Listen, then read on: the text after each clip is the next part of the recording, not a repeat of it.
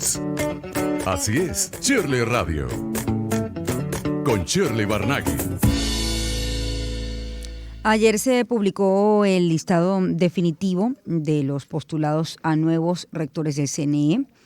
En la lista se encuentra Amalio Belmonte, sociólogo, doctor en ciencias políticas, profesor titular de la UCB, ex secretario y ex vicerrector administrativo de dicha casa de estudios, quien me acompaña el día de hoy vía telefónica. Buenos días y bienvenido, Amalio. Qué gusto conversar con usted esta mañana. Buenos días, Chile. Grato hablar con usted y con toda su audiencia. Estamos a su disposición. Por favor.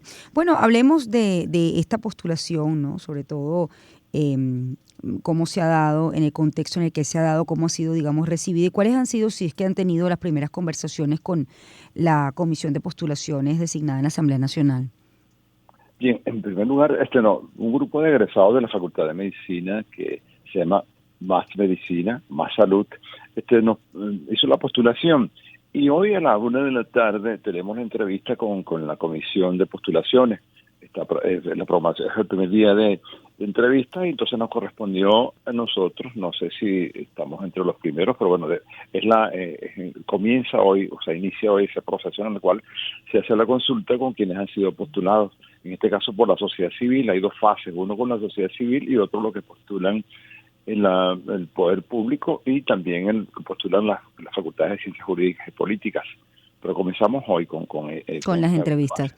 Sí. Ahora, profesor, ¿cómo imagina podría ser el desempeño o qué podría usted aportarle a este directorio en caso de ser de alguna manera escogido para llevar las riendas junto con otros académicos o políticos, quienes han postulado su nombre para ser parte de la directiva del CNE? ¿Cómo imagina usted o cómo quisiera usted que estuviese conformada esta directiva y el aporte que cree usted puede darle al CNE en estos momentos? Sí, bien, este es un organismo que tiene una importancia muy relevante porque se trata de fortalecer una institución que obviamente ha estado en la discusión en el marco de la conflictividad política que vive el país. Allí se requiere que haya un organismo que esté muy fortalecido y donde se exprese la capacidad de acuerdo, la capacidad de diálogo. Nosotros venimos de discutir un reglamento donde fui parte activa de la discusión de un reglamento para las elecciones universitarias. Allí fue necesario poner de acuerdo internamente la institución y llegar a acuerdos con el Ejecutivo Nacional para que el reglamento pudiera ser aceptado y estas elecciones se pudieran dar. Esto ha permitido que el resto de las universidades puedan hacer lo propio. Es decir, hay una experiencia con respecto a la capacidad de llegar a acuerdos, de negociar, de entender que en el otro puede haber virtudes y que puede haber posibilidades de coincidir.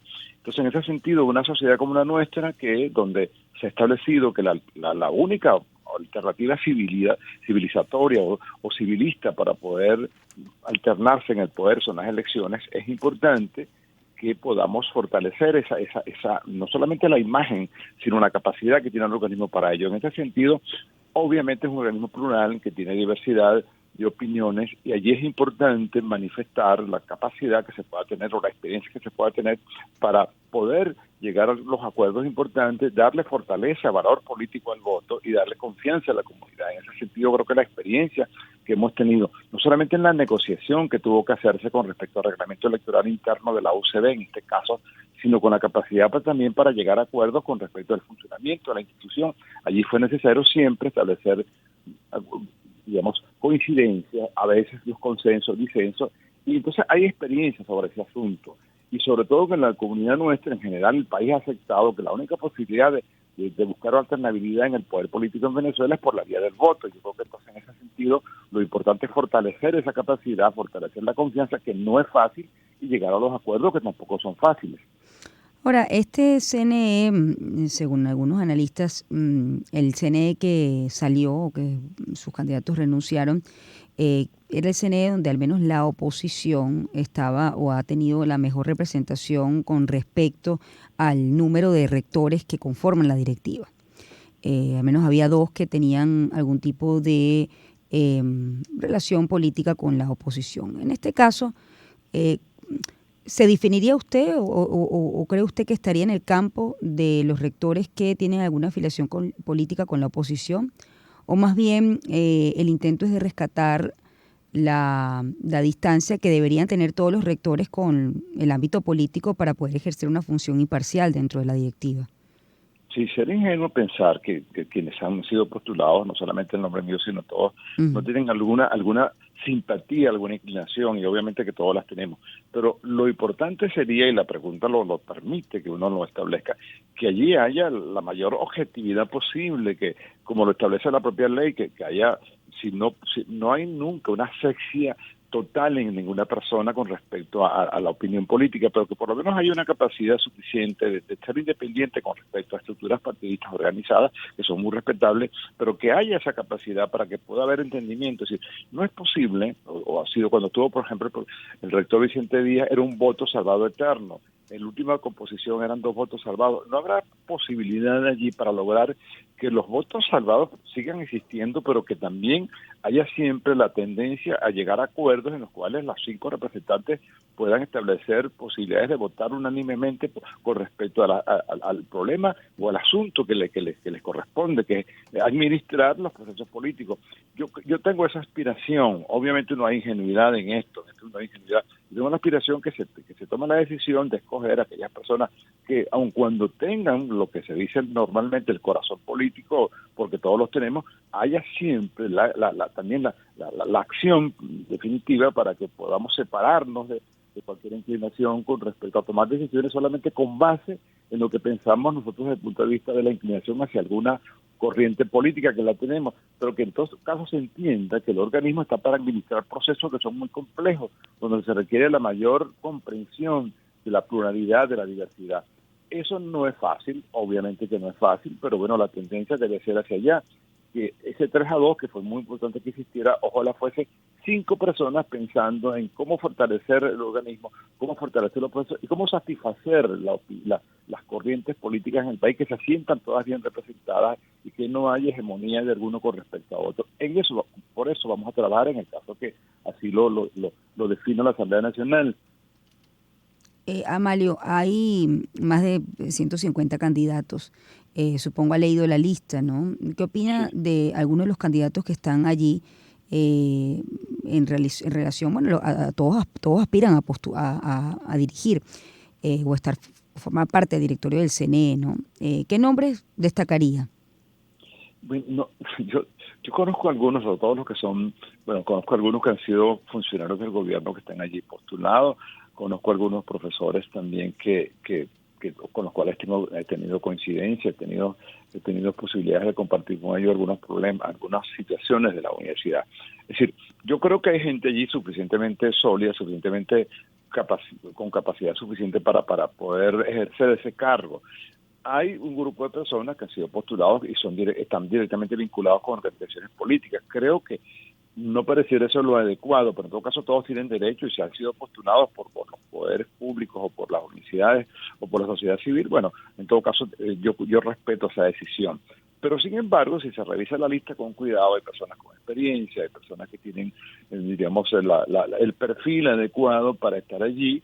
No voy a juzgar a quienes obviamente pudieran tener menos virtudes, por decirlo en los términos griegos, pero en todo caso, en la lista que está allí, que es numerosa, se puede escoger las personas adecuadas para que se corresponda con el perfil necesario, que es el que yo le decía al principio, y con respecto a la posibilidad de llegar a acuerdos, a pensar en el país, a pensar que aun cuando es un organismo político, y no podemos negarlo, es un organismo que tiene una función política esencial, sin embargo que esa política se piensa en términos globales, es decir, una capacidad política, pero para eso, para el entendimiento, para la civilidad, para darle más fuerza al valor político del voto y más confianza. Entonces, en ese sentido, yo creo que habría que poner la atención en la lista quiénes tienen esa capacidad, esa inclinación para, más allá de la bandería política, más allá de lo que puedan pensar en términos de la definición política concreta vinculada con partidos, podamos llegar a una decisión en la cual se escojan a las personas que se corresponda con lo que dice la propia ley. La propia ley habla de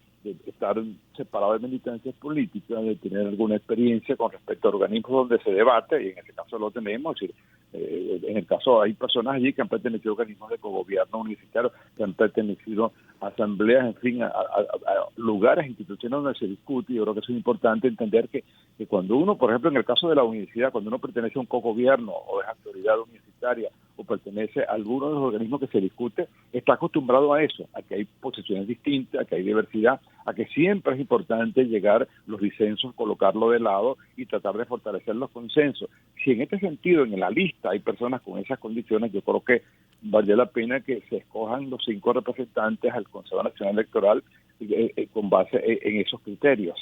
Bueno, yo le agradezco mucho, Amalio. Aquí, bueno, ya comienzan las reuniones. ¿Tienen alguna información de cuándo podría tenerse la composición definitiva, no? Sí, hay 2 fases. Una fase que primero se eligen los 3 que están vinculados con los postulados por la sociedad civil, e inmediatamente en una segunda parte se eligen los otros 2.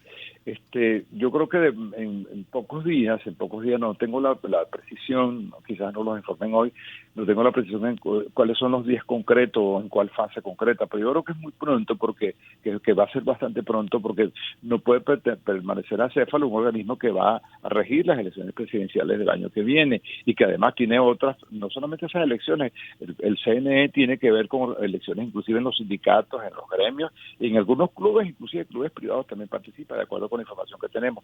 Yo creo que hay urgencia en la selección de los 5 representantes y en este sentido creo que los 3 primeros que les corresponden de acuerdo con la ley van a ser elegidos, yo imagino que en los próximos 15 días, no creo que tarde más de allí, y los otros 2 casi inmediatamente. Bueno, le agradezco mucho a Amalio Belmonte, sociólogo, doctor en Ciencias Políticas, profesor titular de la UCB, ex secretario y ex vicerrector administrativo de dicha casa de estudio y además ha sido postulado para la directiva del CNE. Entre los nombres que hay en estos 150, bueno, no se encuentra el nombre como el de la ex vicepresidenta Sandra Ulitas, pero sí aparecen otros postulados exrectores como el caso Roberto Picón y Enrique Márquez, Luis Emilio Rondón, también aparece Gustavo Vizcaíno, actual director del SAIME. Hay personalidades del mundo académico como el exsecretario de la UCB, Amalio Belmonte, con quien acabamos de conversar, Tulio Ramírez, el Contralor General de la República, Luis Amoroso, el diputado de la Asamblea Nacional, Julio García Serpa, el actual embajador en Bolivia, César Trompis, el ex viceministro de Relaciones Exteriores para África, Reinaldo Bolívar, el exalcalde de Los Teques, Francisco Garcés, el excomandante de la Guardia Nacional Bolivariana y actual rector de la Universidad Nacional Experimental de la Seguridad, Fabio Sabarce Pavón, son parte de los que figuran en la lista. Tenemos que hacer una pausa, vamos con nuestra recomendación musical del día.